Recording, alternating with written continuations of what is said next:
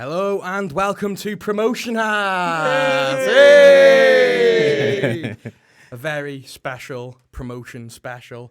I am joined by Danny Williams, Bill Long, Neil Williams, the birthday boy himself, Captain Whitchurch, Mark Griffiths, the 98-point season Andy Morrell, Mark Griffiths, and our lovely guest from America, Sarah Jane. How is everyone after such a crazy whirlwind of a day? Tired. I resent the implication because everyone's been saying, "Are you sober yet?" I've had one beer since final whistle till today on Tuesday. You know, I'm a paragon of virtue. I got to a local pub and they were lined up on the bar. Literally. And as you saw on my Twitter feed, I had to clean the pigs out the next day. Not in a good way. But it was all well worth it. All well worth it. So, Sarah Jane, did you paint the town red? Did you see it? Paint the town pink? Pink? I don't know. We went to a couple of spots, 2 or 3 places, and had a couple of drinks, and then we don't know. I think it was adrenaline crash. Yeah. I went back to the hotel. So. Wow. And then the adrenaline, it got everyone, didn't it, in the end? Yeah. So, Bill, what did you do? If you can remember. I didn't drink. I also didn't drink. Do you know what? I've not missed a home game this season, but I've missed a few home games, if that makes sense. So I wanted to remember this one and decided not to drink. So I did also have an adrenaline dump about 9:30, 10 o'clock-ish. By the time I'd got into town, we went to the first pub because other people were drinking, and I sat on the chair and just crashed big time. Just didn't want to move then. Was it you on the pitch then at the end of the game waving up to us? Yes, it was me on the pitch. I just want to emphasise, as a member of the teaching profession, that it may have looked like Bill, but he was not trespassing on the pitch. What were the bosses listening? Were the other 3,000 people on there? I think once 3,000... Is there like a limit once 3,000 people have entered the pitch and it's classed as a pitch invasion? I don't think it's illegal. Is that how it works? Is that how the law works? Which lawyer told you that? a beard lawyer, I think. Yeah, exactly. Yeah.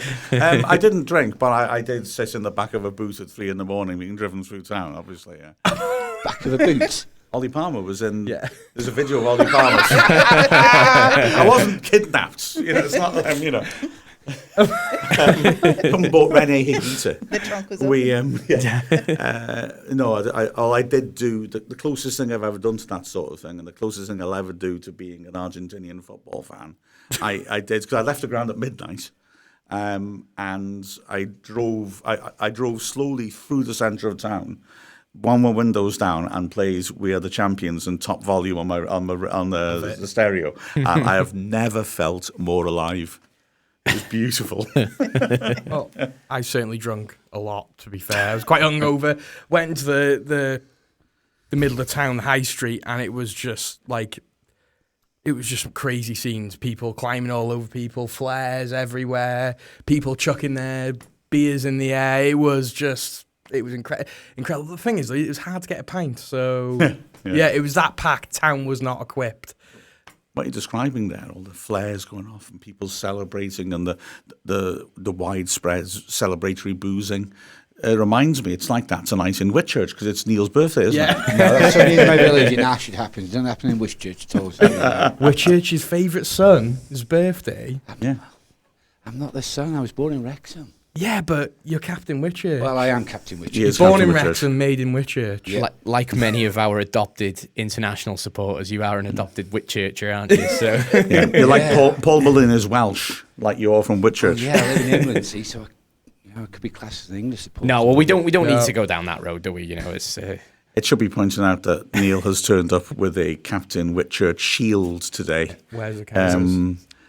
Which is a beautiful Captain America shield with the Wrexham badge in the middle and Captain Whitchurch written on it. Which my son is going to absolutely adore because he loves Captain America and he loves Wrexham. So it should also be pointed out, Neil said beforehand to Chay that his son can have it. That wasn't a land grab by Chay live on air to put Neil in a tricky situation. No, but we're going to talk about the game next, and we're going to talk about Oh, I'm a bit confused. This is a long intro. This is. The emotions we all went through during that Yeah, game. we're going to talk about the emotions. We're going to talk about Sarah Jane's adventure around Wrexham and North Wales. We're going to talk about what we're looking forward to next season, and maybe a little bit about the playoffs and what have you. Who cares? Who knows? This is just amazing. This is Dragonheart. I'm Luke Young, and this is Dragonheart.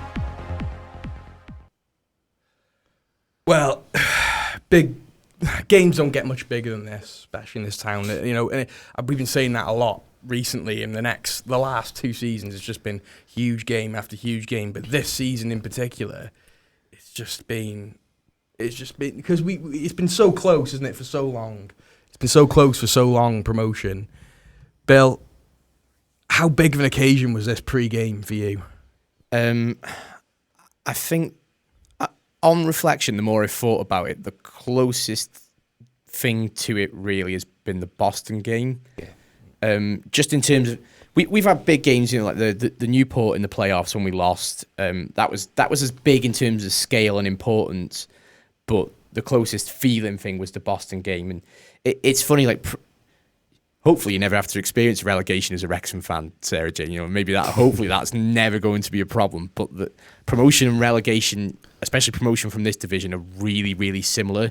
You feel stressed, you feel tired, you just want the season to be over with. Honestly, in a lot of ways, I've not really enjoyed this season. Like, I don't know about how you lot have felt. I have, but there's been times when it's just like 9:30 on a Tuesday and we've not got a game until the Saturday, and I'm just sitting there thinking, oh, what tactics is Parky going to play? Is Dalby going to start? Is Palmer playing? Who's going to play at left back? And hopefully next season we won't have to care so much. But yeah, that whole build up, the jitters, and everyone's sort of like that knot that you had in your stomach, but also at the same time everyone's bouncing. The town was full, atmosphere was incredible, and I think that the sense of relief after the game was very similar to the Boston match. That's the closest I can sort of come to with it, really. Well, Sarah Jane, as an American fan coming over, how did you spend your pre-game? Because it's like, this is such a huge occasion. I just want to know how an international fan spends a pre-game in Wrexham. Well, for the Yeovil match, I got into the hotel 5 minutes before kickoff. From the airport. It was a long adventure of being lost in the underground and delayed trains. Oh, no. Welcome to the UK. So, I was Denise was lovely enough to give me a ticket. She was like, I'm in the parking lot. I'm like, I'm still checking in. So, before the match, it was really intense just traveling. So I celebrated by just making it, being here. So, yeah. How did you find the atmosphere? Have you ever experienced that kind of atmosphere and adrenaline rush from a huge number of fans as you did at Wrexham on Saturday? I have been around it, but I've never been a part of it. So where I grew up in Eugene, in Oregon, it's a college town. So there's just a ton of sports for every sport. And so there would be big crowds and we would win some, bowl game or some competition. You can tell I don't watch sports very often. And, people celebrating in the street and running up and down. And I'm like, because I was more into the music scene and we, didn't freak out like that. So, but being here, I didn't imagine that I was just be screaming at the top of my lungs at the pitch when there was and especially the Boreham Wood game, every time the ball would get close to Foster, all I could think was, get it out of there, get it out of there, over and over. Yeah. And the guy next to me kept kind of looking at me, and I'm like, I know these aren't English terms, but it's the only thing I know to yell. Get it out of there sounds about right to me. Get it out of there. So just while we're on this, so what's really attracted you to Wrexham then? Obviously the documentary was such a huge thing in the States, but for you, it's one thing liking the team and watching it at home, but there's a real another thing which really impressed me with these fans from around the globe actually flying over here to catch games. You must feel quite passionately about the club then. Well, it's kind of twofold. I watched the documentary and it was interesting. And then I watched, I think one of the FA Cup games was on ESPN, so I watched that. And then I rewatched the documentary because I watched it first and I was like, okay, I understand all the community stuff, but I don't understand the game. So I watched a couple of games and I was like, okay, now I got to go back to here. And then finally kind of started matching up the players like with the documentary and then seeing them on the pitch and knowing what positions they played. And then, you know, so that was really what connected it for me. Whereas, you know, in the past sports I've been exposed to, I'm like, there's a bunch of people chasing a ball down there. Like, there was no connection to it. So really in the documentary, a lot of it was that like personal storytelling of the background of the players. And where I grew up, there was a large group of us that were really heavily community involved, mostly in the music scene and supporting bands coming through and touring. And the community of Wrexham, like the outreach and the charity work and like the inclusiveness of the club was something that drew me in, is that I could really identify with. I also grew up working class town, and the high school I went to, at least, it was for people who were well off to do sports, and I didn't identify with the rich kids playing around with sports. So coming to Wrexham, I'm like, oh, I have an in because I identify with like the people watching the matches. I identify with like the players and the struggles of what they're trying to do on and off the pitch and the community work. Like, I don't know, there was a lot of different things that kind of clicked for me. It's just amazing, isn't it? It is. Yeah. Like having just an American person just coming to the town 5-10 years ago was like a big thing, wasn't it? It's like, wow. And now it still is a huge thing, but they're coming over to watch the football. And it's just, usually it'd just be someone passing by, wouldn't it? But it's someone who's so invested in us and come and see us, Mark. It's just outstanding, isn't it? I'll interrupt before Mark starts. Sorry, I remember watching Soccer AM about 10 years ago, and they go to towns and they just interview people in the streets talking about football or whatever. And they came across some couple from Bury, and they were like, "Oh, why are you in Wrexham?" They're like, "Oh, we come on holiday," and everyone in the studio laughed, and it was like a big joke. And now it's like doesn't seem unreasonable for somebody to come on holiday to Wrexham anymore. Yeah, who's laughing now? Soccer AM. The presenters then are unemployed, and we are here at our peak. I can't help thinking, it was so evocative what you said there, and then the way you summed it up and you put it across to me. Oh, obviously Bill interrupted it. But I just loved the fact that you were saying about like how things have changed. Yeah. Because until 2 years ago, if a foreign fan from anywhere came to watch the game, there'd be a thing in the program about them. There'd often be something in the local paper. It would be a big deal. Whereas now, it's an everyday occurrence, isn't it? It's just astonishing, It really is. And the other little thing, which I'm reluctant to say in some ways because it's going to sound it could sound wrong, but I've been at games. I'd say, the most obvious example, going to Old Trafford, watching Man United play, and the international fans are tourists. They're not properly watching the game. They're taking photos of the big stadium. They're taking photos of the famous players when they come near them. They're not really engaged in the game. It's a tourist experience. Much like it would be if we went to watch the basketball in America, to be fair. Yes, I'm not trying to criticise them, but what I am saying is no fan is coming to a Wrexham game and doing that. And I don't mind. Obviously, it's fine to take photos and it's wonderful and it's memories. To do that. But they are, But the fans are coming, like you said, to will the ball out of the net when the other team attacks, or go nuts when we attack. That's exactly what's happening, and I love that as well. It's not a tourism thing; it's a support thing. It's wonderful. I'm really, I do a lot of photography, and I thought, I was like, I'll make sure my phone is close by because I'm going to take pictures. And then I was looking back and I'm like, okay, I have kickoff. and then I have final whistle. Like, I don't have anything in between because we was just so invested and so engaged. And I should emphasise as well that there's nothing wrong with taking pictures during a game. And we've had American fans talk to us and say they're a little worried by that. And I said, no, enjoy it. You've come to the game. It's a big deal. When I've gone to games, international matches in other countries, I'll take plenty of photos. Yeah, it's memories. It's memories, absolutely. But you still, the thing is, are you just ignoring a game when you're doing that?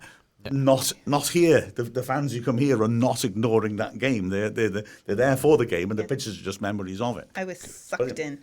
Exactly. And I think that's what's happened to a lot of the overseas fans. Have been sucked in by the story, the passion of the fans that's here at Wrexham. The history of the club, what the club's gone through, nearly going out of business and being extinct. I think that's been a great draw to the American audience out there, and majority of the American audience, yeah. And I think the next docu-series, which comes out late in the year, will even draw, you couldn't have written a better Hollywood ending than this season, and that'll draw, I dread to think how many more is going to be drawn in by that series when it comes out later in the year. Just as Michael Corleone said, just when I thought I was out, they sucked me back in. And he was actually talking about Macclesfield Town. Very few people realise it. Well, shall we talk about the game then, Bill, to start off with? Couldn't have started any worse, could it? Let's be fair. Ball over the top, terrible defending, and a top striker in Lovu chipping Foster.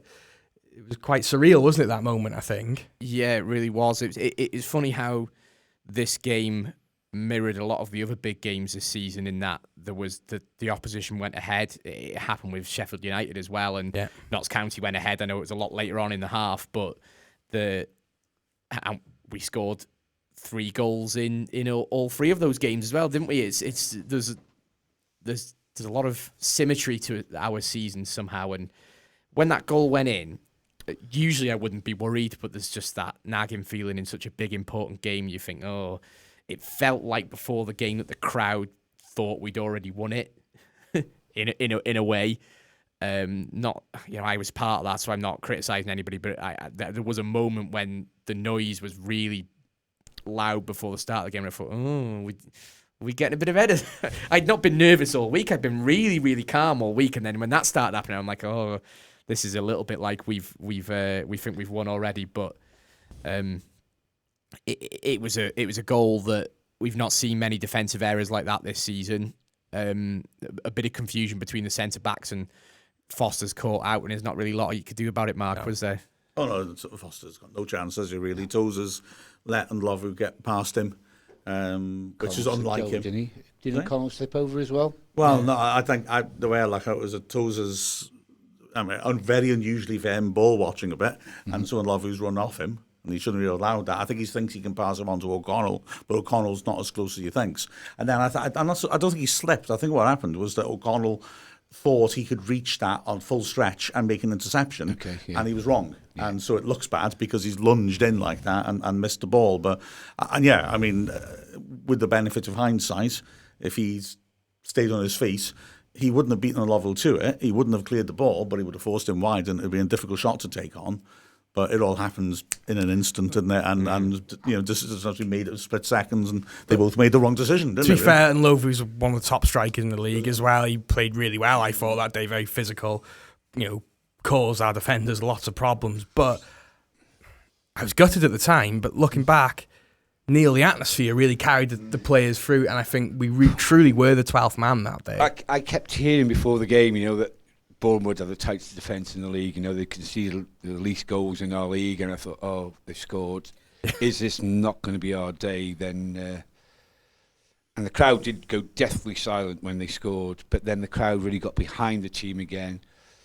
And we haven't lost at home all season, and you just took that little bit of faith that the players are going to dig in deep, go up a gear, and that's what's happened in every game. This year, if we go behind, it doesn't really matter at the moment. We're not worried that the opposition are going to sneak a 1-0 win. We know we've got that extra quality out there in the pitch to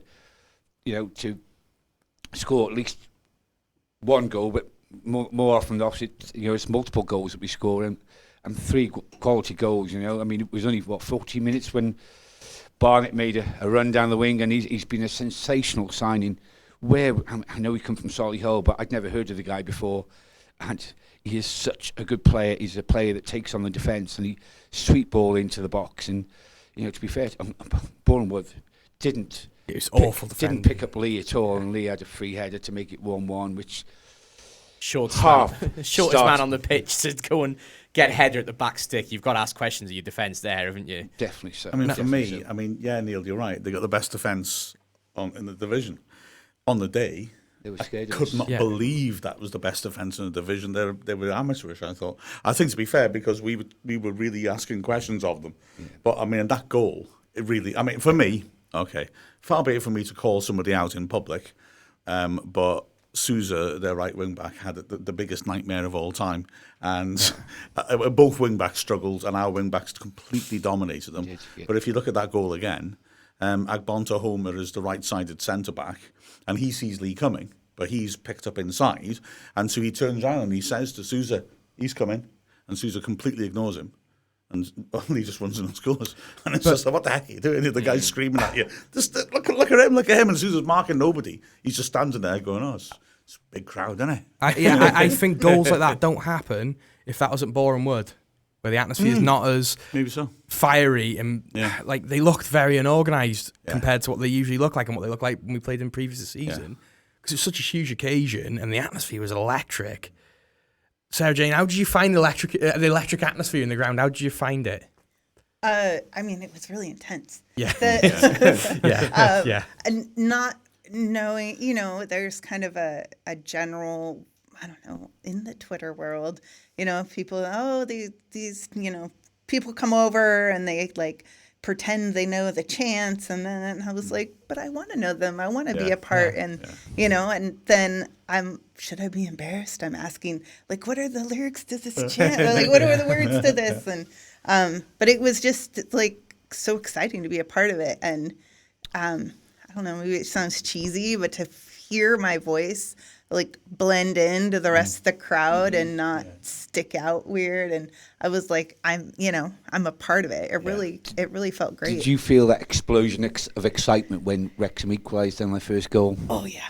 And that is such a wonderful, wonderful feeling, especially when it was such an important match for us. I had kind of a polar opposites, people sitting next to me. I had a 10-year-old girl on one side, and then I had this gentleman on the other side that had just stone cold eyes and dead face and his hands under the armpits, and I tried to give him the hey, and I just got the blank stare. He was so welcome to Wrexham. He was so wound tight, and then as the match started carrying on, we had a little eye contact. He was like, okay, nod his head a little bit, was the chant. He started to kind of wind down. So I don't know, it felt nice to be a part of this, I don't know, the youthful excitement. And then I was like, oh, here's that experience that I don't identify with, but I hear about, and it was nice to kind of feel that personally.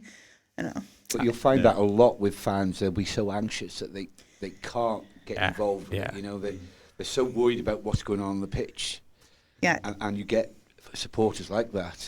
I was very briefly on BT Sports in one of the crowd shots, and everyone was saying, bloody hell, Bill, you look miserable. I was like, I wasn't miserable. I was just that tight, tightly wound that I'm just staring onto the pitch. My mum's next to me singing, and I'm just muttering the songs to myself, but arms crossed, really just focused because I was that anxious about the game that you just, I don't know. I think you just kind of freeze up almost. I was so laser focused on the pitch. I just couldn't interact with anyone. That was it. Even my mummy was trying to talk to me. I was like, nope. I'm watching the game. To be fair, sometimes it's not people being rude. It's just that. So Jane, that was not a run-of-the-mill Wrexham game. That was it. That was. It doesn't really get any. It doesn't get any more intense. The stakes don't get higher, and we don't usually play teams that are that good as well, which makes it even crazier. But come on, let's skip all the way to the second half. So the first half finished, didn't it? And bit boring the first half in a lot of ways, wasn't it? Yeah, it wasn't boring, but I felt like Boreham Wood actually had the better half, and they were probably the happier side going into the second half. But come on, we need to skip straight to that second goal because come on, Bill, that's up there with the most iconic Wrexham goals. So well struck. We had the perfect angle, didn't we? Oh, it's You guys beautiful. on commentary. Moment he hits it, that's it. Yeah. Yeah. I love Paul Mullin. Yeah. I think we all love Paul I Mullin. love Paul Mullin. I just don't think you understand. I tried not to fall in love with him because usually when you're a Wrexham fan, if you fall in love with a player, they're gone in the summer. And he's that good. He's that good that it's not saying that it's not going to happen now, but he's done the business for us, and I love that man. I love him. He's amazing. That goal would have been Premiership. Yeah, it would be in goal of the month in the Premier League. That would Both his goals. yeah. Yeah. Well, Neil, he is the definition of a big game player, isn't he? Most big games this season, not all. He has come out and he is just. He creates goals for himself, Yeah. and that's what the defence worry about. He's not the Langstaff that sits in the box waiting for the ball to come to his feet. He will create his own goals. I mean, he was on the touchline when he picked that ball up, skinned a defender, came in, other defender didn't know what to do with him, going left, going right, wham, back in the net before you knew it. And he's got such a talent. And I think a lot of people are saying that there's been no pressure, but he said in his interview that he felt very pressured because it's such a big game for him to score, and I'm sure it was. Because at the end of the game, I mean, I'm skipping even further ahead. At the end of the game, all the players were going around the pitch on their own. There was Mullin on his own, I think he was just soaking it all in and absorbing it and realising what is actually happening. And I think to a degree, I haven't absorbed it all in yet, and I think, God, it's not really sunk into me that we're in the League 2 next year, but Mullin, he's worth every penny that we paid for him and his wages. Yeah. He's probly worth double what we paid He for is, him, isn't he? He's a championship player at the least. And I'm sorry for all Newport, Swansea, and Cardiff fans that I'm gonna upset right now, but he's good enough for Wales. He's a big game player. Wales need now. They haven't got Bale. They need big game players. I'm not saying I'm not comparing him to Bale. But you could. But you no, could. no, he with couldn't. his skill set, not from free kicks, but for his skill set outside the box. But no, I mean, this is a Champions League winner. This is, this is. Oh, I know. But someone who rises to the occasion probably won't play as well as Bale. Don't get me wrong, but someone who is up for the challenge, Mark. Yeah. Because Rob Page has got to be looking at him, isn't he? Surely to God. Undoubtedly, he must be, mustn't he? Yeah. I understand both sides of the argument Yeah. with Mullin and playing for Wales. He's only succeeded at the fourth and fifth tiers of football, although I agree his actual qualities are much higher than that. And I strongly suspect that once he's playing in the Football League next season and enjoying success, that Page may be tempted to put him in. There's rumours that there's going to be a camp this summer, isn't there? A Wales camp with I think there's some friendlies in June, but it's going to Gibraltar, I think. There's Gibraltar's in October, which is in the racecourse, which would make sense for a Mullin debut if it's a friendly. But we against don't a know smaller that, nation. obviously. No, it's been confirmed. Yeah. What's been Gibraltar confirmed? confirmed. Yeah. Oh, it's going to be awesome then if Paul Mullin playing. Dave Artell coming back in. Oh yeah. But I could be wrong, and it might just be rumours, but I'm sure I've seen on Twitter that the camp in June for the friendlies or the Nations League or whatever it is going to be, they're obviously going to have their 23 or 26 that they're allowed to take for these games, but it's going to be an extended camp where other players that are on the fringes are going to be invited to come and take part in training and be involved in the Wales setup. So Wales don't have many strikers to choose from, and I can't see why Mullin wouldn't make an extended Wales squad. I suspect he won't be available then, though, will he? Because he's carried an injury for quite a while. Yeah, right, okay. So I think the priority is going to be they need to get him right for next season and for the pre-season. Well, and if I don't think he'll be available. That's true, and that's fair. Then I suppose the likelihood of Gibraltar at the racecourse is probably going to be a B team, isn't it? It's not going to be all. You couldn't see Aaron Ramsey playing in October against them in a friendly. So maybe that's the squad for the likes of Mullin to have a bit of an opportunity to see some Welsh action. True. Yeah, that makes sense. Absolutely. It seems like the perfect setup if you're like bringing the game, they're bringing the match to the racecourse where it's like his pitch should be able to be available to definitely knock a few in. The last time Wales players Wrexham players played for Wales was in that scenario, wasn't it? There was a friendly at the racecourse, and Chris Llewellyn and Mark Jones got an opportunity to play, didn't they? Yeah, exactly. So it makes sense, even if it's as a substitute, because Gibraltar. I was about to say no disrespect, but whenever someone says no disrespect, they mean disrespect. So with all appropriate disrespects, Gibraltar aren't very good. So, you're right. Yeah. That'll be probably some squad players and a chance for someone like Mullin to, just assimilate more than sure he's got. Yeah. Because you'd expect us to score goals past Gibraltar. And who knows, we might sign some Welsh internationals in the summer. Hey, that's it. Yeah. But Brian Flynn. he was there on Saturday. I didn't realise it then when I was leaving. Stevie Evans. He was coming out the tunnel. Stevie Evans. Hey, congratulations to Stevie Evans on his success with Colwyn Bay as well. Of course. Yeah, definitely. Yeah. The second goal by Mullin, I think firstly, you're saying about the first goal being iconic. I feel like the set together are iconic in that, you've got a great right-footed finish, you've got a great left-footed finish, which is, what we've seen all season. That technically he's very, very good, and you can show him either side if you want to, but he's going to destroy you. But I mean, I think it was the other thing which I felt made Boreham Wood's defence look really disorganised was illustrated nicely in there. That Will Evans is a solid lower division big lump centre back. He'll win headers, he'll win physical battles, he'll boot the ball away, he'll win tackles. No frills, but he's very effective. Yeah. But about 3 seasons ago when he was playing for Chesterfield, the game that we lost 3-2, he got absolutely destroyed for pace. They took him off at half time.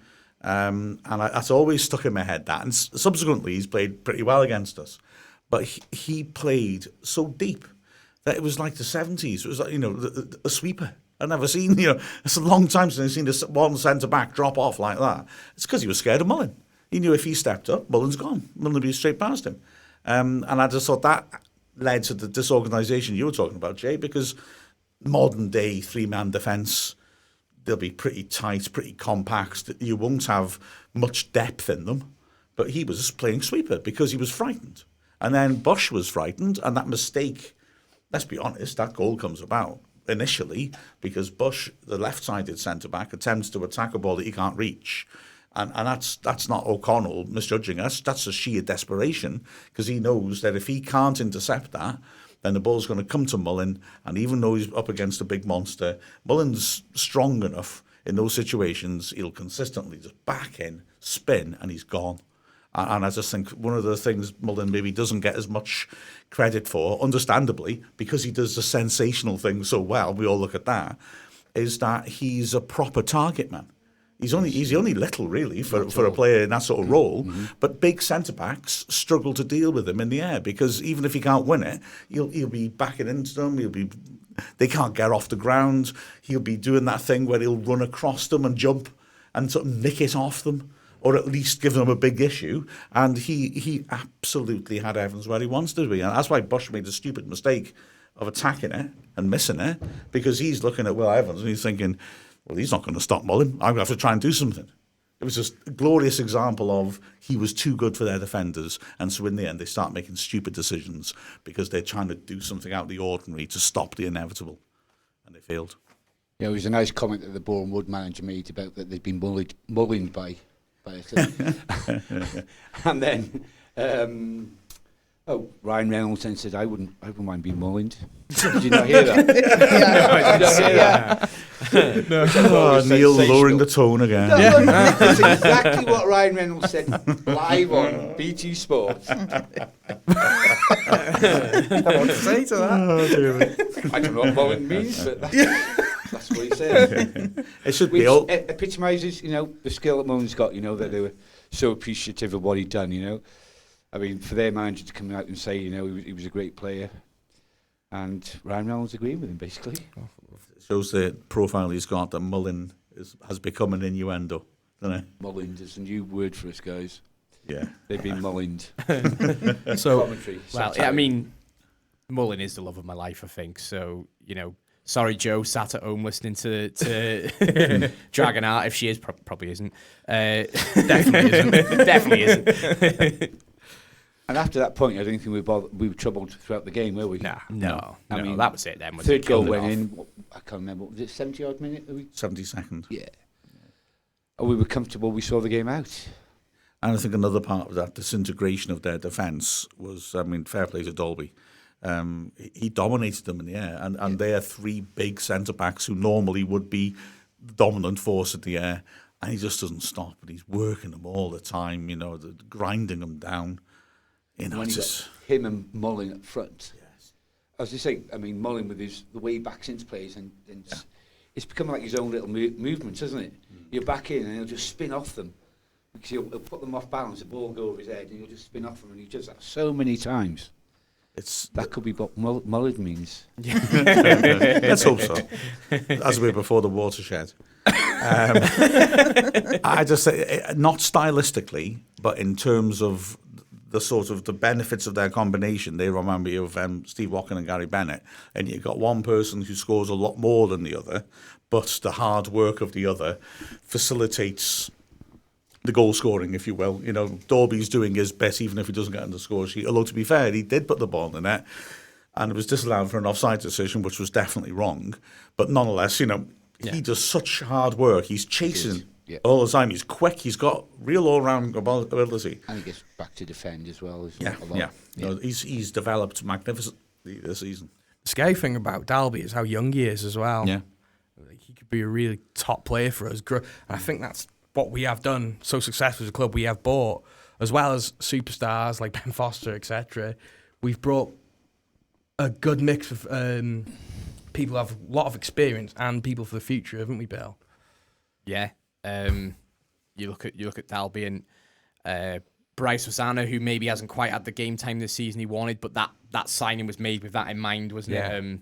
Ryan Barnett's only 24, is he? I think you're right. Yeah, he's not really old anyway. He's coming into his prime now, isn't he? So, these are players that have a future. And then, of course, there's the likes of Jordan Davis and Max Kluwer who've come through our setup. And I know we had to re-sign Jordan Davis, but these are young lads that potentially could be with Wrexham all the way up to the Premier League.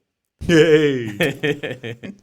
Baby steps. Steps. Let's just win League 2 first, shall we? Yeah, exactly. I think we may have to, actually, to be fair. Yeah. So, not really much happened after that. We were just the more superb side. So, Sarah Jane, when the final whistle blew and everyone ran on the pitch, did you stay in your seat or did you?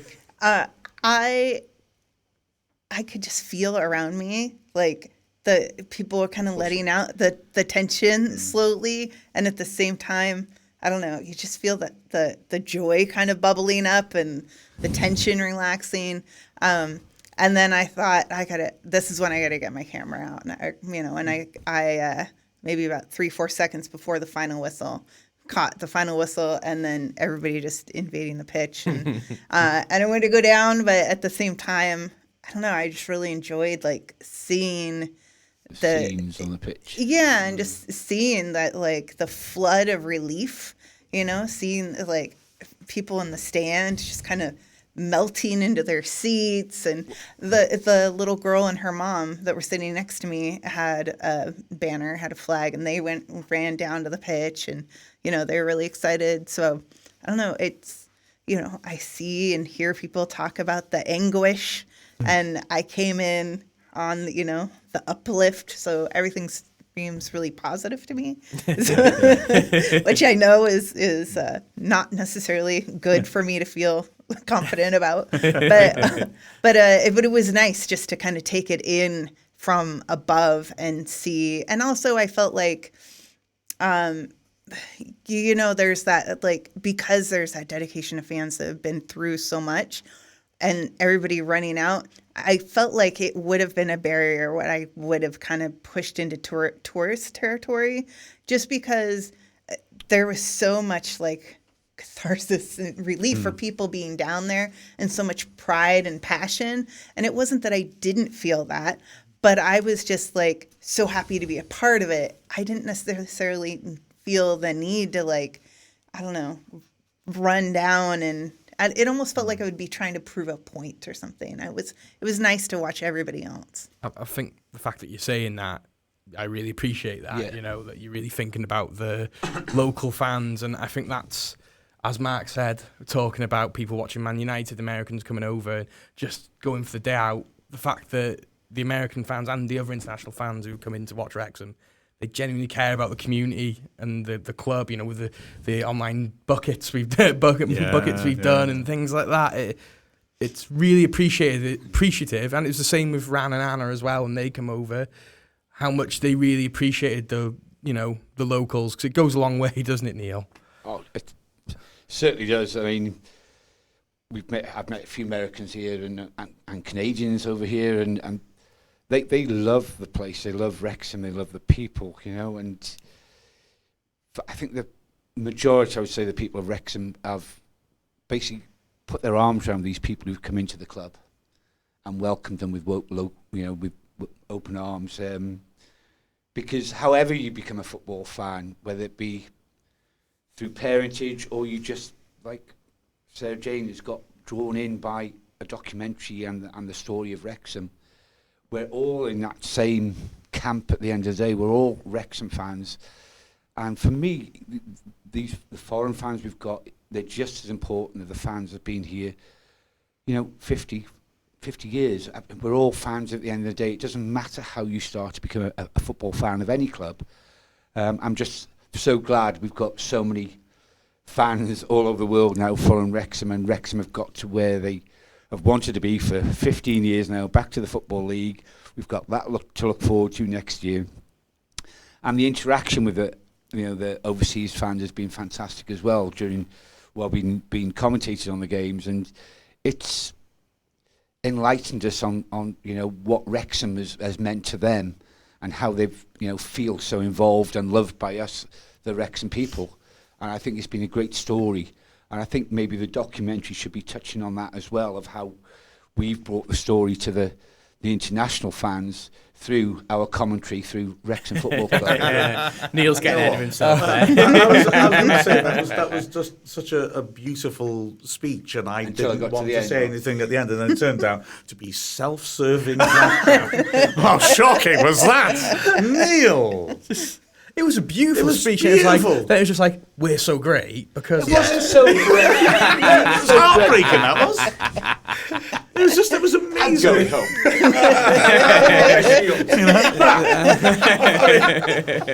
I've not felt, so emotional since Macaulay Culkin got attacked by those wasps at the end of that awful film he made that ended his career. But then, I don't know what and then suddenly, bang! But we should be on the telly more.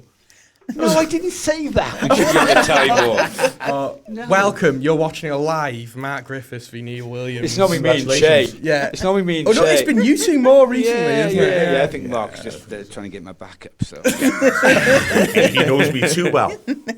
I just think that the fact that you considered not going on the pitch because of what you just said is exactly why you are fully qualified to go on that pitch, because you are a Wrexham fan, and Neil's exactly right. It doesn't matter how long or how you get into it.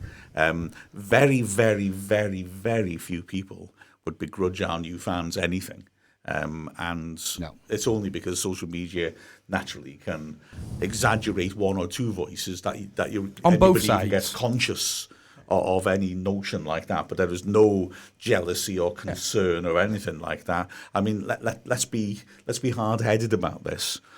If we fail to attract new fans from around the world into the club, we don't grow. It doesn't. Yeah, we don't grow. We stay in the National League, or we wither and drop back down to the National League. This club had to be transformed. How? By drawing new people in, and that's how businesses thrive. Exactly. I think Any part business. of it. Sorry. I think part of it for me, though, is also having awareness of the reputation of tourism from tourists from the United States don't have the best reputation for being, respectful of cultures that they go visit. So as Brits, we have that. We're just as bad. We go over to Spain and wreck the place. So. Was it Amsterdam just put that statement out that they're basically saying, like, please behave yourself when you come to our town. It doesn't surprise me. Yeah. So when I've traveled before, I always try to kind of keep that in mind, that I don't want to be that, was it the plonker? Plonker. That's good. I like it. Yeah, I don't want to be that person that is, acting a fool and isn't aware of like, who I'm impacting, not just like what I'm feeling, but I'm impacting other people and their experience if I'm, running around. I think, from music too, when people go to a show, you're really invested in watching and like feeling the music. Like you can physically feel the music from how loud it is. And then when there's somebody walking around with a camera and, blocking your view and it pulls you out of it. And I just didn't want to pull anybody out of the experience. I really wanted people to be able to soak it up. That is really appreciated. You'd have been welcome on the pitch, and when we get promoted from League 2 to League 1, make sure you get on the pitch to experience it. But I can appreciate that. I think if I was in your position, I think I'd probably feel the same as well. To be fair, it's.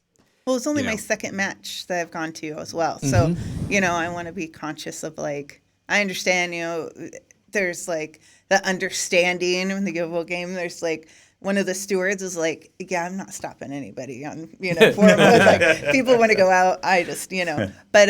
Let's not get him sacked. Now, come on.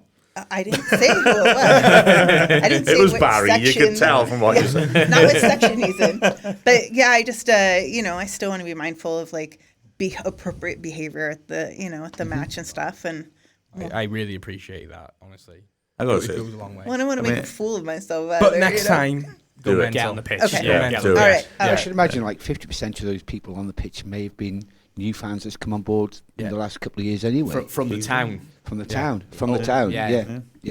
I think as well, that you're saying about reputation of American tourists. Well, my response to that, if I'm honest, is that all stereotypes are wrong and are prejudiced. When people say, look, there's going to be, as Bill said, there's going to be people from every country who will let the side down. There are Wrexham fans who let us down. That happens in all walks of society, and the vast majority of people are always fantastic. Yeah. And my experience of American people, from going to America, from meeting American people, from now fans coming over, is they're great. Everyone's got a small percentage of idiots, and we mustn't be fooled into thinking that represents anything, don't we? I have a question for all of you guys on those lines. There, because of the element of celebrity and Deadpool, which is kind of now Marvel, and this kind of comical, they're both Rob and Ryan are both in the comedy field. Do you feel like it could become so much of kind of a tourist attraction, Disneyland atmosphere that it does start to wear down, even if it is bringing dollars and attention? Do you feel like it can grind down on like the local community, not even necessarily the fans? As someone who sits in the stands, I don't get the sense that people feel that, but I do worry that the tide will turn at some point with the ticketing situation. I think there is an element of people will become bitter if they think the Yanks are getting the tickets and local people aren't. I think that's the only potential. I don't think people silly. It is. I completely agree. I'm just saying that's the sort of idea I get. The only possible negative is like, oh, look, the Yanks get a ticket, don't they, when they want one? And I don't think that's true, but that's the only negativity I've seen that could potentially grow if it's not managed. But at the same time, personally, I'm a big believer of if you've got a membership and you sign up and you're willing to get on at X o'clock in the morning to get a ticket, you're just entitled. And you queue up for it, you're just as entitled. I tried to get tickets to go and watch sport in Lisbon in November and failed. If I'd have gone through the right process of getting a membership, of having a booking history and all that sort of stuff, I'd have been entitled to one. So it's I don't think it. For me personally, it's not an issue. I think that's the only thing that might come up. But I think in terms of coming into the town and being part of the story and being part of the town growing, I don't think you'd be unwelcome at all. I think people love it. It's the money they'd bring into the town as well. The revenue, I should say. Into the hotels, the restaurants, spending in the town. So I think it'll help the whole of the area. I agree, and I should quantify that slightly as well, is that people will also be annoyed at people who. There's a lot of comments like, "Oh, he was supporting United 2 years ago." For other locals, I don't think it's just international fans. I think it's anybody who's new.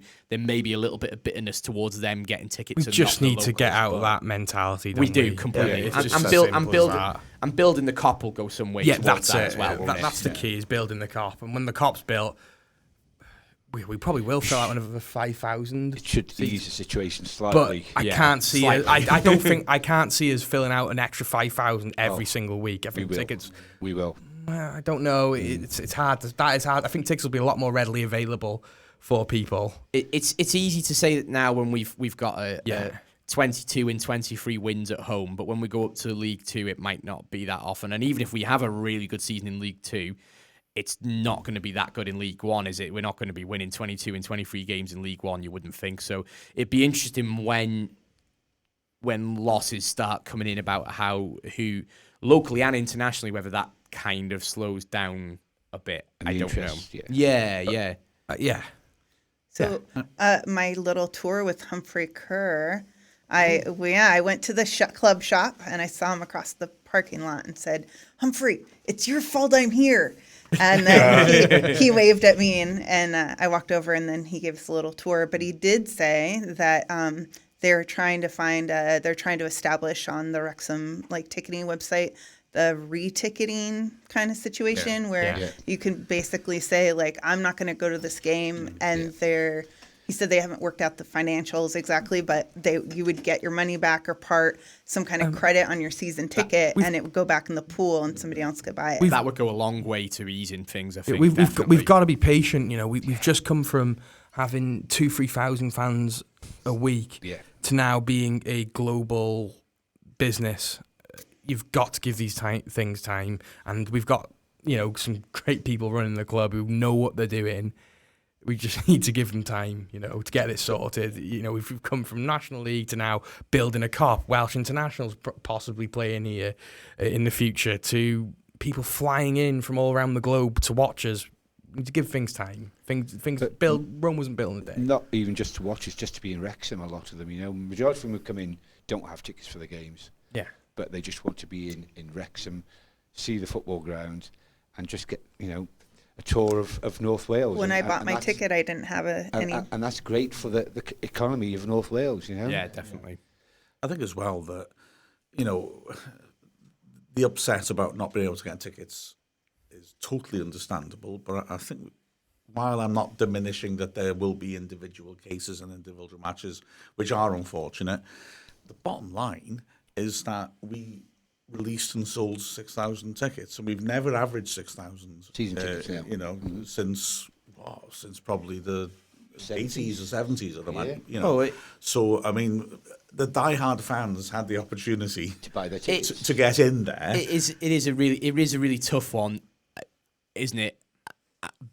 There's going to be some adjusting for locals who are just so used to being able to just walk up to the ground on the day. Choose on the day, do you know what, I've got nothing else on today, I'm going to go up to the race course, or I'll make sure I get that shopping done quickly, I'll go up to the race course. And very true. I think it's hit a lot of people hard, doesn't it? I don't think they quite realised. But we're no longer that, and it wasn't a huge shock. I mean, I remember I was at the club that day when they released the season tickets, and the queue was going around the student flats and out onto Crispin Lane, and it was just utterly astonishing.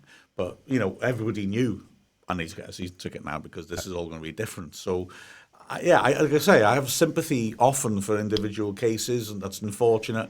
But we have 15 to 20,000 people wants to come to games in a 9,000 or 10,000 capacity stadium. Mm-hmm. We have got to be realistic about this as well. I know it's easy for me to say this in a privileged position of being able to get to the games. And I accept that as well. I'm going to change the subject now.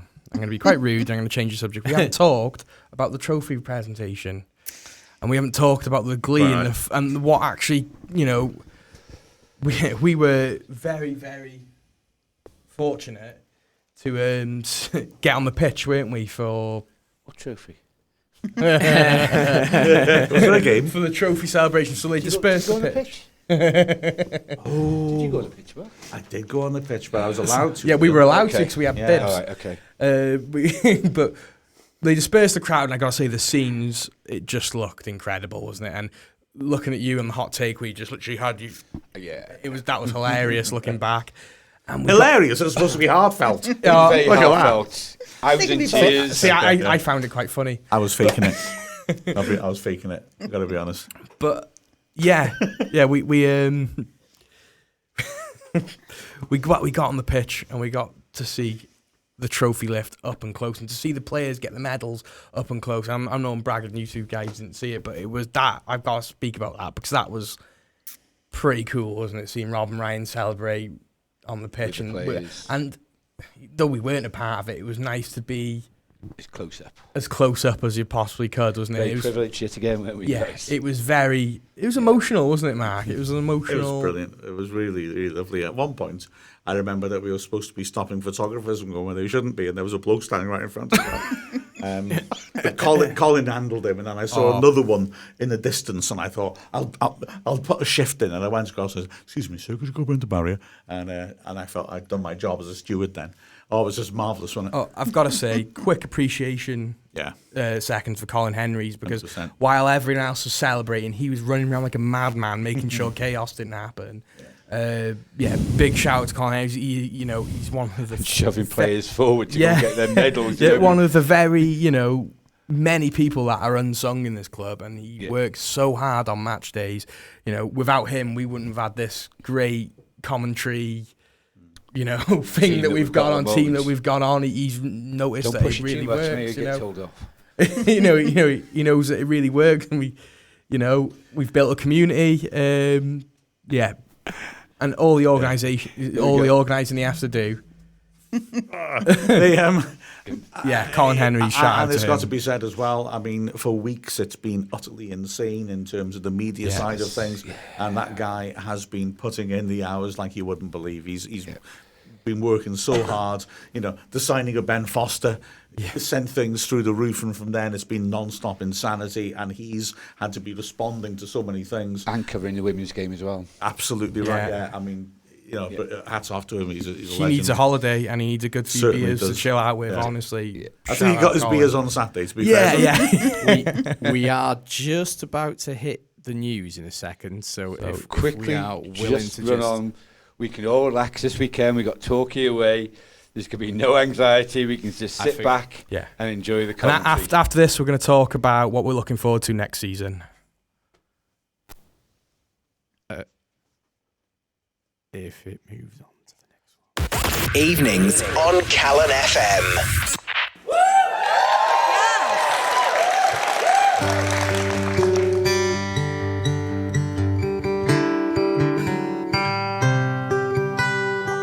Picture a place where it all doesn't hurt, where everything's safe and it doesn't get worse. Oh my, we see through bloodshot eyes. Picture a place somewhere else far away, where you know what they mean. It had been the first time I'd caught a bus in ages. I had no idea how much my ticket would cost. But there was no need to worry. I just used my bank card to tap on and off. I only paid for the journeys I made, and I'll never pay more than the price of a day ticket. It was so easy. Just remember to tap as you get off. One bus is the only ticket you need throughout North Wales. Speak to your bus driver for more information. Oes gennych chi blentyn tair neu 4 oed sy'n dechrau gofal plant cyn hir? Fe allech chi gael gofal plant wedi ei ariannu. Mae cynnig gofal plant Cymru yma i helpu, pan i chi ei angen fwyaf. Gallai'r cynnig ganiatáu i chi weithio neu astudio a helpu gyda'ch costau gofal plant, gan arbed arian am y pethau hanfodol. Gyda'r gwasanaeth digidol newydd, bydd y broses ymgeisio'n haws nag erioed. Ewch i llaw.cymru/cynnig gofal plant heddiw. On your radio, online and on your smart device. Play Callan FM. This is Callan FM. News. The first flight carrying British nationals has left Sudan, with 2 more trips to take place overnight. UK citizens are being processed for evacuation at an airfield near war-torn Khartoum today after an RAF mission was launched during a volatile ceasefire brokered between the warring factions. US President Joe Biden has formally announced his 2024 re-election bid. The announcement of his run for the 2024 election comes 4 years to the day since he declared his initial run for the White House by promising to heal the soul of the nation amid the turbulent administration of former President Donald Trump. A drug addict has been branded evil after being jailed for life for the brutal murder of his defenceless 2-year-old stepdaughter. Kyle Bevan will spend at least 28 years behind bars for the killing of Lola James, after inflicting catastrophic head injuries on the toddler during a 6-hour attack. Judge Mr. Justice Griffiths spoke in court today. Lola was a very young child, 2 years and 10 months old. She was particularly vulnerable, not being strong enough to resist or old enough to tell anyone what was happening. An emotional Nicola Sturgeon has told reporters at Holyrood she could not have anticipated the events the SNP has faced in the police investigation into its finances in her worst nightmares. The former First Minister appeared in public at the Scottish Parliament today for the first time since her husband and former SNP Chief Executive Peter Murrell was arrested on the 5th of April. And Barbie has launched its first doll with Down syndrome as part of its Barbie Fashionistas line. British model Ellie Goldstein has appeared in a campaign with New Barbie, which encourages more children to find a doll that represents them. So when I first saw the Barbie, I was like, what the heck? A bit overwhelmed. Let's say, like, thrilled. Really kisses my face. That's the latest from Radio News Hub. I'm Georgia Collins. Here are the words every timeshare owner will be dreading to hear. Your 2023 timeshare maintenance fees are due. If you own a timeshare, you need to consider whether it's a good investment. MyTimeshareClaim.co.uk has helped thousands of owners who were missold exit their contract and receive compensation. If you bought a timeshare after 5th of January 1999, text TIME to 78900. That's TIME to 78900 to find out more. Callan FM weather. Wintry showers continuing for the far northeast, frosty in northern areas, increasing cloud further south, light rain and drizzle in parts of the southwest, lows of 2 degrees Celsius. Your city, your station, your voice. Let us know what you want to hear on WhatsApp with the number 01978 540 410.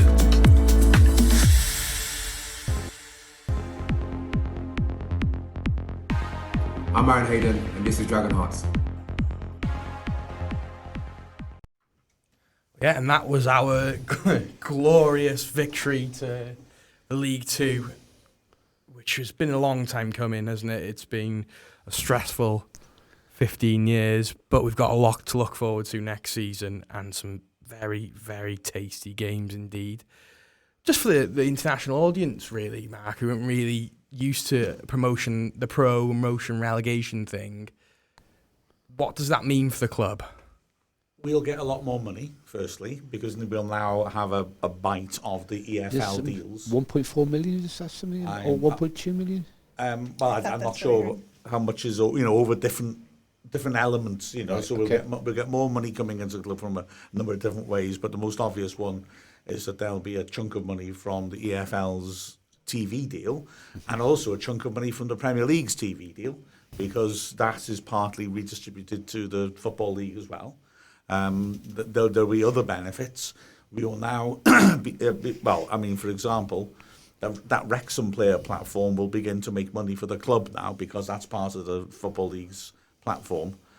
So instead of having the situation of National League TV streaming and all the aggravation we had about that, instead that will also be streamed straight onto Wrexham Player, which means that we will be on a different sort of scale in terms of how we can monetize that. And there's lots of other benefits too. Quite frankly, in a very simplistic way, let's be honest, especially when we get that extra 5,000 seats in, although this could rub up against what we were just talking about before the break, you get a lot more away fans. Yeah, a hell of a lot more away fans. Some clubs will come mob-handed. From a financial point of view, this is big. Plus, you're looking at a situation where naturally bonuses will be bigger for success. For the club, we get to skip that awkward preliminary FA Cup rounds, which we've come a cropper in sometimes. And so, there's an awful lot of benefits to it. League Cup as well. League Cup, absolutely, yeah. Papa John's. Papa John's. Papa John. I'd love to win the It's Pizza a Cup. trophy that's sponsored by Papa John's. Just get free pizza. People just call it the Pizza Cup, which is pretty cool. That's it. So, I mean, that's a chance to... I mean, okay, that's not really lucrative unless you get to the final, but nonetheless, it is lucrative if you get to the final or draw a big team in the semis. The Papa John's is really interesting because... and it was Sean Harvey that was at the helm of the rebrand, so I will be careful what I say if you're listening, Sean. Love you, mate. It had a slightly controversial reorganisation where under 23 teams from, is it the Premier League A and B for the under 20? I can't remember. Premier League 2 or something like that. So basically, teams from higher up leagues can enter their under 23 teams, and a lot of fans from other clubs don't like that now because we're selling tickets like there's no tomorrow. We'll probably sell those games out, but a lot of the clubs, like let's say, trying to think of a team, Gillingham, for example, would boycott or mostly boycott going to those games. So that how that's going to work is going to be interesting, isn't it? How that's going to be received. But you could see Wrexham coming across Manchester United. You could see Wrexham coming across Liverpool, Villa, all these other big clubs that will enter under 23 teams, and which would be great from a TV perspective and for the international audience. Is it still localised as well? So the preliminary rounds? Regionalised, yeah. It's North and south. It's regionalised, and it's a group stage at first, isn't it, before knockout rounds now. If they pull the balls at Shrewsbury Town or something like that, that would be nice. I don't think there'll be many Shrewsbury fans boycotting that away match if they were coming here to play as or the home match, would they? Yeah. I think it's that competition will essentially have the status that the FA Trophy currently has, won't it? Really, I think we probably won't sell out, but we'll get decent crowds probably simply because it's us. And in terms of, I say, being lucrative, it's really when you get to the very late stages that you start making money from it, unless you get a particularly eye-catching match. But I think for us, we'll sell it. People can't get tickets, so they'll go. There'll be people who can't usually. We didn't sell out in the trophy, did we, in the early round?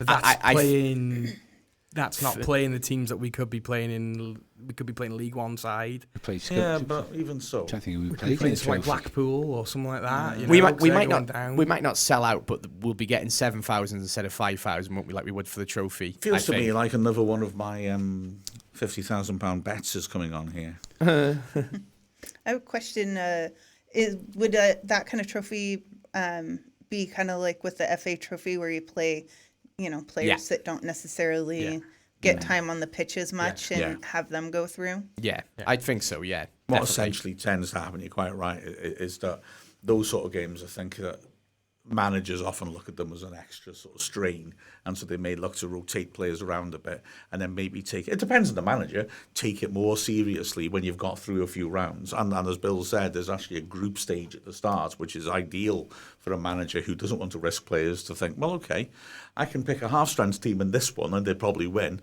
and if not, we've got a couple more games to still qualify. So yeah, I think that's exactly right. And then the League Cup, ironically, he's only got to get, the FA Cup, you've got to go through 2 games to get to the stage where the big teams come in, where you could draw a huge club and make a heck of a lot of money. But the League Cup, you only have to win 1 round for some Premier League teams to be coming in. Mm-hmm. So there's a chance there that you could get a big game. The Premier League teams tend to view the League Cup a bit like that until the later stages, but nonetheless, if you draw Man United, even though they'll rotate their team a lot, that would still draw in a capacity crowd without question, wouldn't it? But you could draw Leeds or Everton or anyone in the Premier League.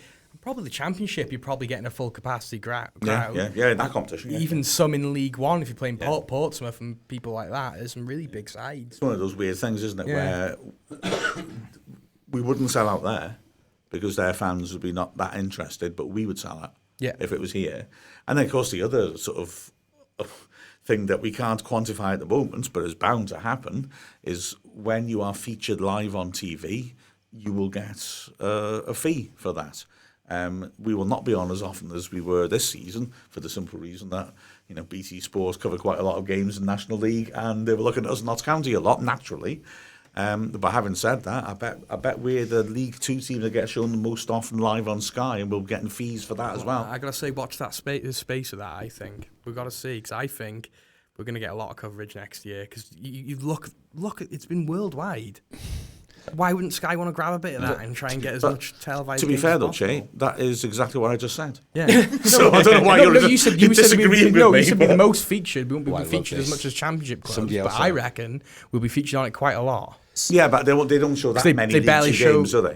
They might make an exemption. That's exactly what I was going to say. They may make an exemption. I can't remember the last time I saw a League 2 game on Sky, to be honest. There was a Forest Green game on a couple of weeks ago. That's League 1. That's League 1, you're right. So the way it works is the National League package their TV rights. So the National League and the National League North and South are packaged together and they're sold to BT. The EFL, who are the Championship, League 1 and League 2, package their highlights and their live games together. And it's in the UK, it's Sky that get those games.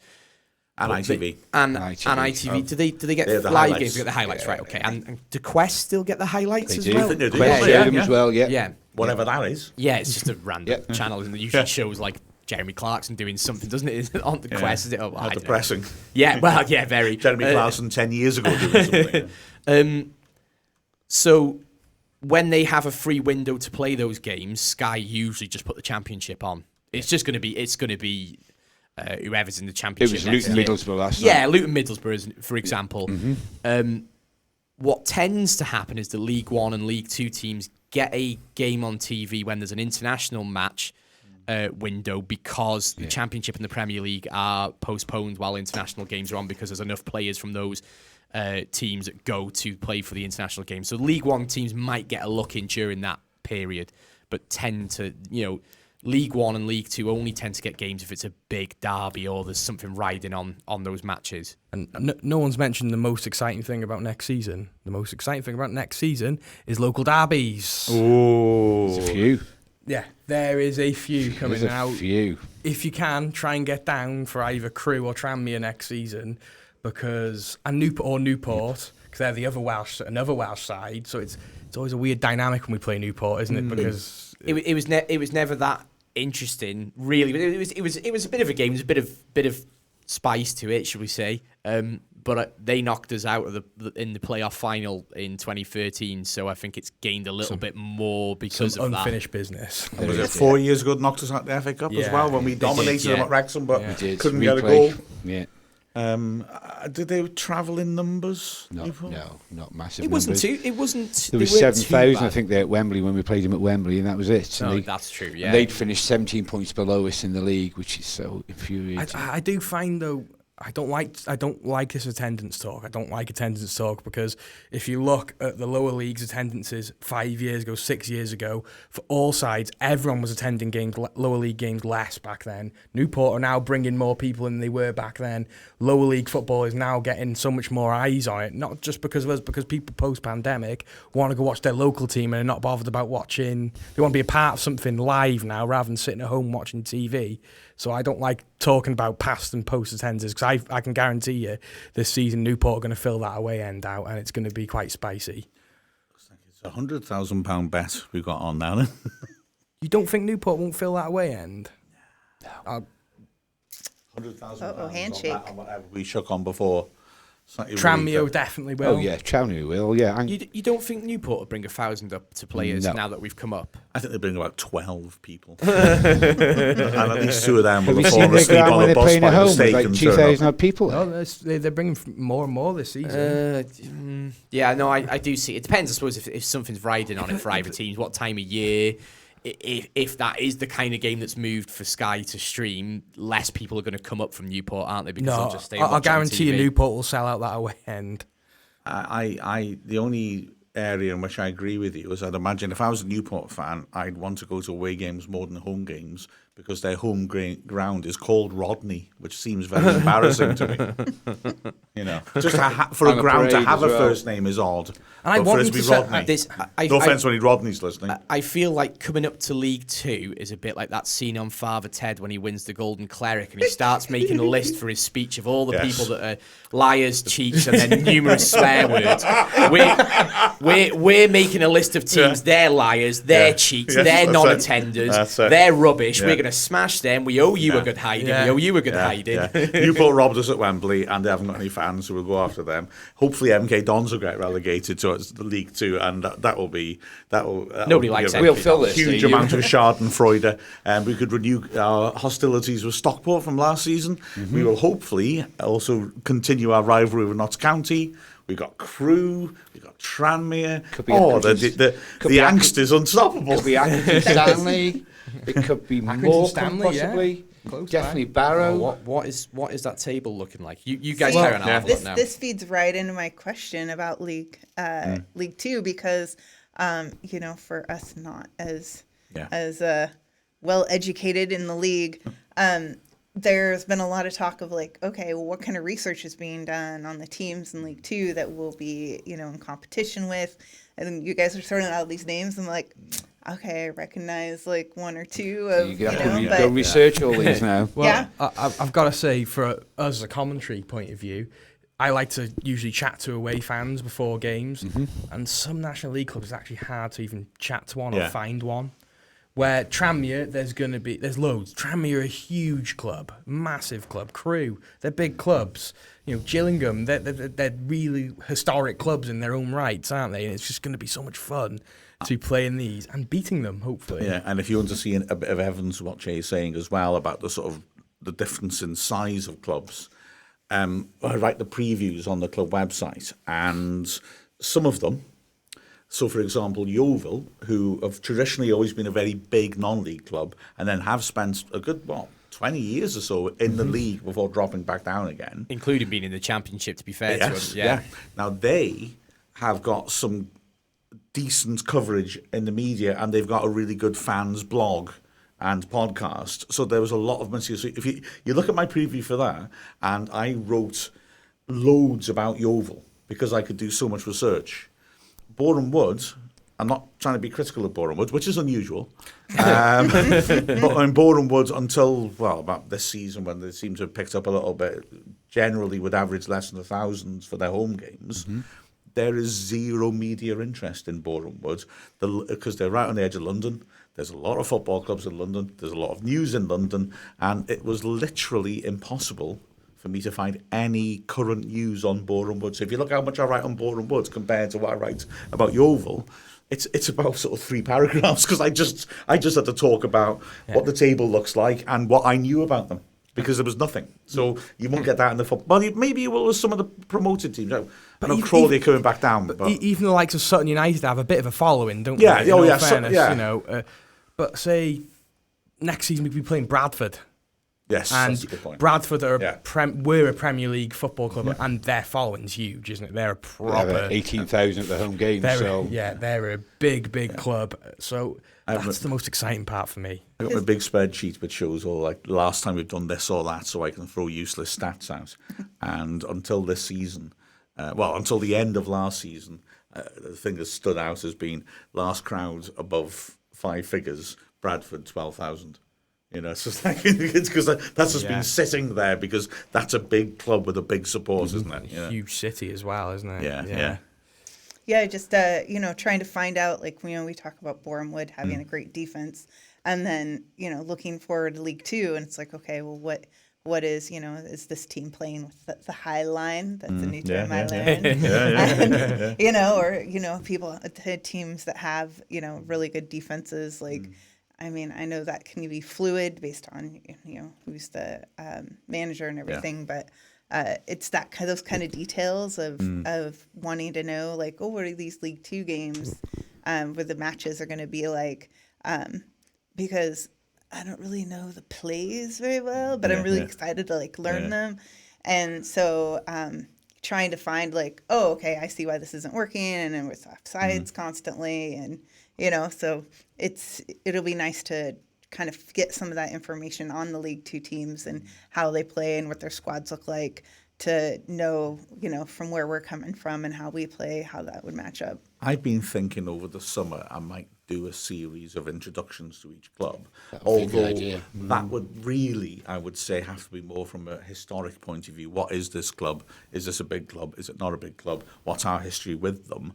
More than what they might play like, because some teams will have stability, like Wrexham. You can already make some comments on us, but other clubs, as you rightly say, won't. And so that might have to wait until the season's got going a little bit so you see what they're actually up to, you know. But and you could get 10 games in and have a big club, like say if Bradford don't go up, who sack their manager after 10 games, and all of a sudden they're playing a completely different style of football. You look at Oldham this season, who had a disastrous start to the season, brought in a new manager who turned it around by bringing in, well, essentially he brought in a whole new team, and then that didn't quite work, and he essentially in January brought in another whole new team, and that did work. But I mean, they've got about 40 professionals. It's like crazy. Wow. You know, but they won't June the 30th when all the contracts expire. But you know.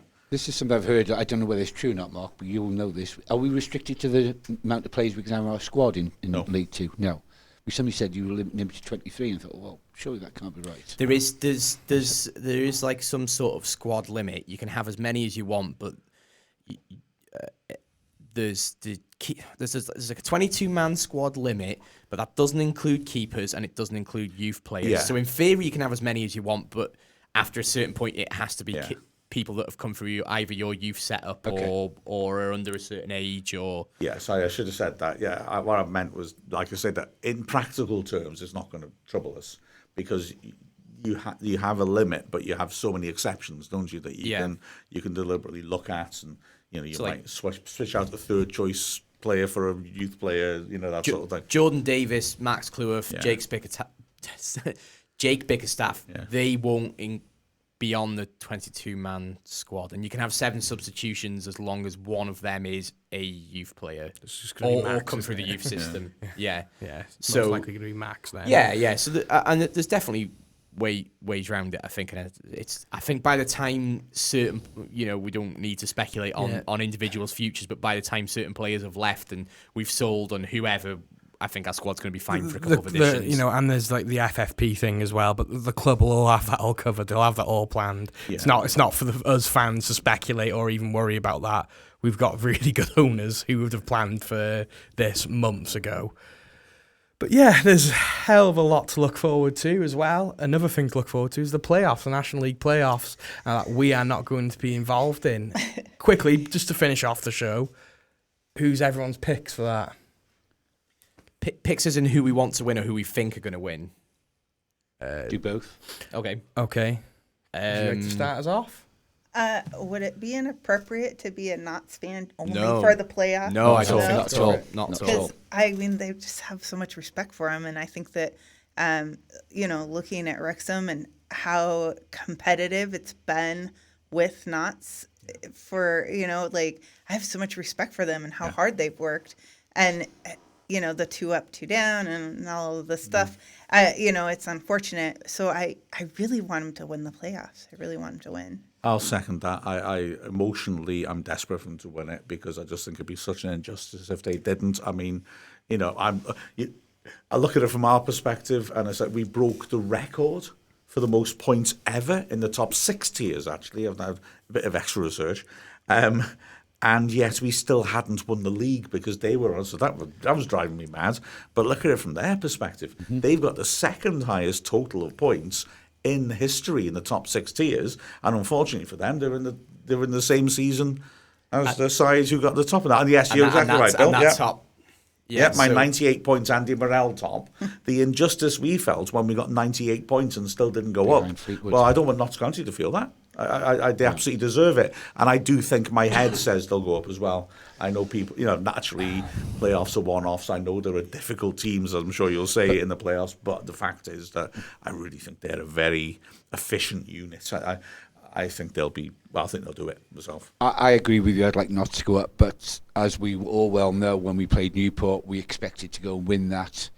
And on the day, Newport just clinched it. We were a better team. We just didn't score. And anything can happen on the final day. But Notts, I'd like to see definitely go up just for them keeping it being a 2-horse race. Otherwise, we'd have won this league months ago. So, well, though what you're saying is really lovely, and nice, and very sportsman. For one, I don't think they'll go up. I think they've used too much energy, like we have. £200,000. No. My feeling is Chesterfield will go up. Another big club. I feel like there's a lot of emotional energy where they've been so great this season, and a lot of the time in playoffs, it doesn't really matter how great you've been this season. You've got some sort of right of, oh, well, we've come second and we've had all these points and we've played such good football. We're bound to go up. It means nothing. It means I agree absolutely with you. nothing. I agree. I'm just saying not to go up on merit, but any one of those clubs could get promoted. And, at the end of the day, I don't care. No. I'll think, it's great Notts County will go up, but in my other mind, I'm like, they could beat us next season, so I'm really not that bothered. I'm not good. In fact, I'll be really happy. I'll be happy for them if they go up. They're a big traditional club. It's a good away day, but I'll also find it quite funny if they don't. I'm similar to Chay. I'm quite a cynical, vindictive person on the inside sometimes, and the outside sometimes. And the outside sometimes, like now, and there is a part of me that would really enjoy seeing them get knocked out in the first round, just because the amount of stick that we got when Grimsby knocked us out. And I know it's not a nice way to be, and in my personal life outside of football, I am not like that. But this is sport, and I've seen a few people talk about it and saying how Notts deserve it and all this. They've spent a lot of money, and if Woking get into the final, and they, the effort that they've put in this season, and their budget's probably pretty much lower than Notts County or Barnet or Bromley or any of these other teams, it doesn't matter how many points you rack up in the season. Everybody knows what the rules are, and you line up, and if you don't come top, you don't go up, and you have to win the playoffs. And personally, watching the Woking game, I think they'll do it. I think they have to watch the Woking game. The way they battered Woking and the way they battered Maidstone, and the pressure's not gotten to them at all, I think they're going to walk it. But I would find it a little bit funny if they didn't. I just like the thought of having the same challenge and push and the drive between the two teams, like what that would look like if both teams are trying to advance to League Two together, and maybe having that drive continue forward. I have noticed seems to be mostly there's mutual respect for the fans and everything, so it would be cool to see both teams go up and kind of rooting for each other to decimate. I am being slightly facetious, really. Notts County are a huge club who deserve to go up this season. They've been absolutely amazing. They've pushed us to the wire. They could have easily have gotten a draw against us at the racecourse and then gone on to win the league if Ben Foster hadn't saved that penalty. It's fine margins, and they are a absolutely fantastic team to watch. But if Woking score a last-minute goal against them in the playoff final, I'm not going to cry about it. Yeah, I think that's football. I'm a neutral. I just want to watch cracking football that we're not involved in, and that we know all the players. It's going to be great. And I'd say Notts County being amazing competitors, and if they go up, I'll clap and I'll be buzzing for them. But there's a horrible side to me, and I sort of think, and I think if they lose, I'll giggle because loads of people giggled at us when we've lost the playoffs. I think it's our dad, being a Villa fan all those years has brought that sort of vindictive, cynical side out as Maybe we're just not nice people. Yeah, maybe little from column A, little from column B. Yeah, it will just. Sorry, I've not really got much more else to say, but it would be really nice to watch the playoffs and A, not be bitter that we're not in them, and B, not be bitter that we've been knocked out of them. It'll just be good to enjoy the playoffs to see. Not really care who wins. Really. Yeah, exactly. Yeah. I just think as well with the Notts County thing, I do respect the argument of they will be serious competitors if they go up, and that'll be a strong team in there compared to, say, Boreham Wood go up, and I think they'd be immediately looking to survive rather than challenge for promotion as we would be, I'm sure. So I do get that, but I'm also not scared of other teams at the moment. And if I'm frank, as Ryan Reynolds said, sport is all about storylines. It's all a soap opera. And I actually feel the same way. I've been thinking, when I thought last year about Stockport, that I could imagine us both being up there and scrapping for the League Two promotion. And I could imagine, it'd be a great, the rivalry continues. They become these epic matches. I get you, but I just personally think I'd rather one less really good side. No, in the I league. do appreciate that. I do get that. It would also be quite poetic if Stockport don't go up in the playoffs this year, or don't go up to League One this year, and then the title race next year is a 3-horse race between us, Notts County, and Stockport, wouldn't it? It'd be great for the documentary, wouldn't it? I genuinely, that's what I'm sort of thinking. Is that I remember when I was a teenager, Wrexham getting promoted in the 90s, and around the same time, Stockport and Crewe did. And it did become this, not nowhere near as intense as what the last couple of years has been, but it did feel like, we were constantly playing them. We keep going up at the same time or roughly the same time, and it became the fact they're all quite local as well. It was great fun that we'd always have these 4 games every season, and it was looking at enjoyable. it that way. That's a cool way to look at it.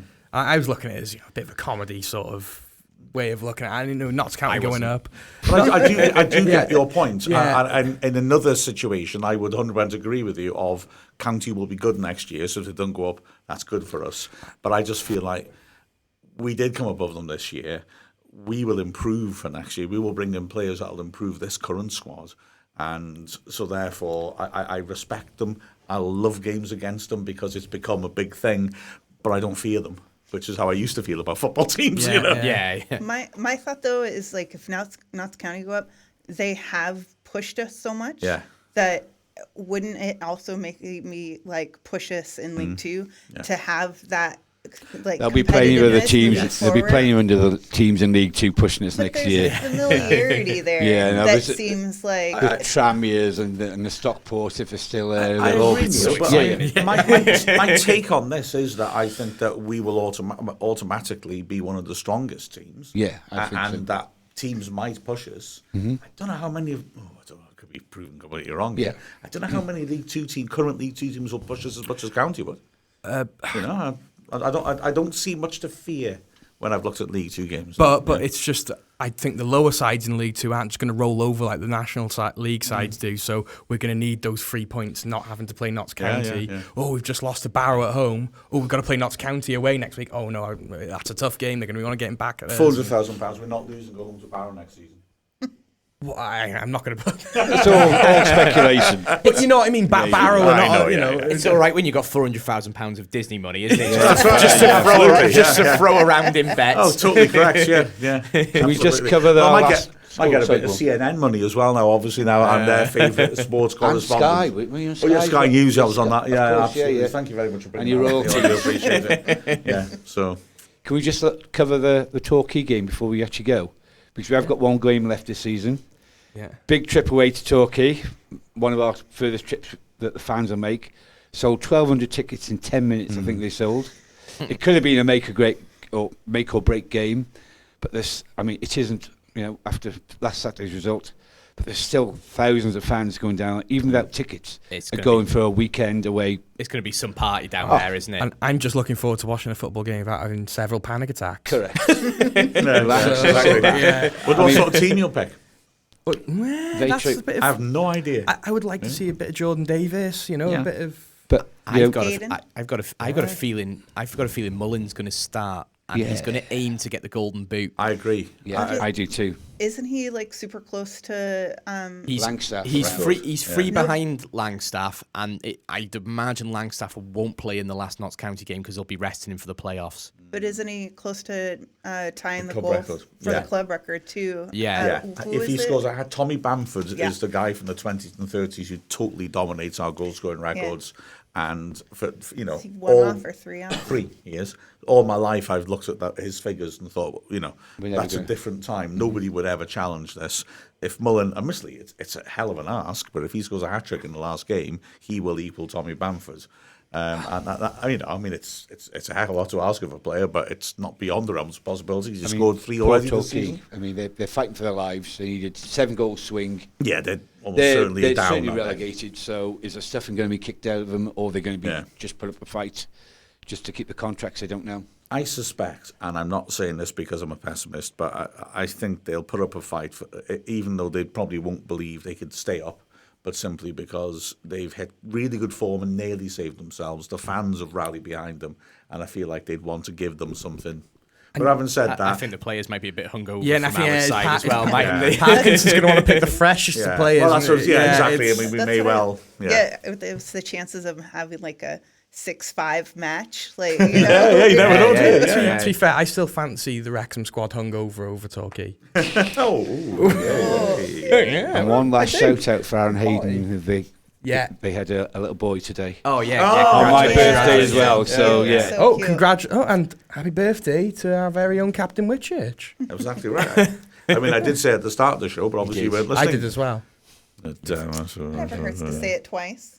Well, I don't know. Only if he deserves it. I had an early birthday present, didn't he, on Saturday, so that's all that mattered. All that mattered. It was a good one. The salmon. That was the salmon you brought in. Yeah. So, yeah, it's been an extended Dragonheart, which has been really, really nice. It's been so nice to have you, Sarah Jane, in the studio. Really a pleasure to meet you. So it's lovely to meet these amazing fans who are travelling across the globe. Listen to our game if you'd like on Saturday on the commentary. If you like, you must. It's I'm Wrexham player. You can't say that. But if you can't listen to it, just watch us all on Welcome to Wrexham. But of course, there's the AAA that's going to be coming out soon, and all these amazing photos, the photographers, and everyone's been doing this amazing work the media team's done. I'd also like to say a shout out to everyone who works at the club, really, because they've made a real big impact. Even in their own ways, people who clean the toilets, the stewards, the bar staff, everyone, they've had such a hard job. We've leveled up so much, and they work so hard, they work so tirelessly, and without them, we wouldn't be able to function as a club and wouldn't be profitable. So the people who work in the shop, the cleaners, the people who pick the rubbish up after the games, the ground staff, the people who serve the drinks. It's so much hard work, and there's a lot of pressure on them because there's a lot of people who want perfection. Really thanks to them, really, because they don't get talked about enough. Yeah, it's difficult dealing with thousands of drunk Wrexham fans, isn't it? On a match day, especially when they can't get their pints, and I'm sure there's a lot of choice words said sometimes, and they've had to put up with that nonsense. So fair play to everybody, really. Yeah. So until next week on Dragonheart, this is Dragonheart.